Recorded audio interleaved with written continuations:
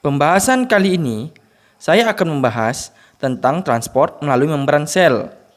Membran sel atau membran plasma terletak di sebelah luar sitoplasma. Membran sel berguna sebagai batas antara organel-organel di bagian dalam sel dan cairan yang membasahi sel. Membran sel tersusun dari kurang lebih 50% lipid dan 50% protein. Lipid penyusunnya terutama merupakan fosfolipid yang tersusun dua lapis. Sedangkan protein tersebar di antara kedua lapis fosfolipid tersebut. Terdapat dua jenis protein membran yang dibedakan berdasarkan kuatnya ikatan dengan membran ganda lipid, yaitu protein integral dan protein perifer. Bentuk membran sel dapat dilihat pada gambar berikut. Membran sel berfungsi mengatur pergerakan materi atau transportasi dari dan keluar sel. Transport melalui membran sel dapat dibedakan menjadi dua, yaitu transport pasif dan transport aktif. Transport pasif adalah transport yang tidak memerlukan energi.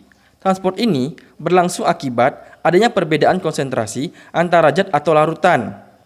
Transport pasif terdiri dari difusi. Difusi adalah perpindahan zat, gas, padat atau cair dengan atau tanpa melewati membran dari daerah yang konsentrasinya tinggi ke daerah yang konsentrasinya rendah, sehingga konsentrasi zat menjadi sama. Pada difusi, yang berpindah adalah zat terlarut. Gambaran umum proses difusi dapat dilihat pada gambar. Osmosis. Pada dasarnya, osmosis termasuk peristiwa difusi. Pada osmosis, yang bergerak melalui membran semi-permeabel ialah air atau zat pelarut. Dari larutan hipotonis, yaitu larutan dengan konsentrasi air tinggi, namun konsentrasi zat larut rendah, ke larutan hipertonis, yaitu larutan dengan konsentrasi air rendah, namun konsentrasi zat larut tinggi. Gambaran umum proses osmosis dapat dilihat pada gambar. Difusi terbantu. Difusi terbantu adalah difusi yang memerlukan bantuan protein, misalnya enzim. Transport aktif adalah transport yang memerlukan energi.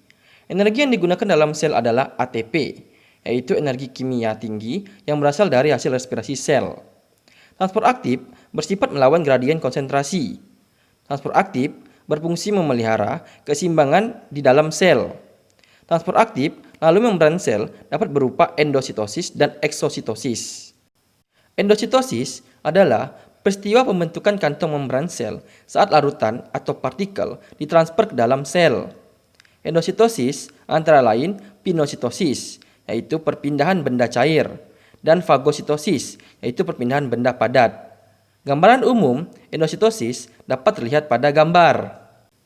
Eksositosis adalah kebalikan dari endositosis, yaitu pembentukan kantong membran sel saat larutan atau partikel ditransfer keluar sel.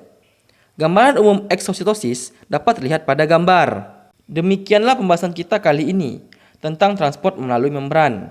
Tetap semangat belajar biologi dan ikuti terus pembahasan di channel Otak Berian. Sampai jumpa. Assalamualaikum warahmatullahi wabarakatuh.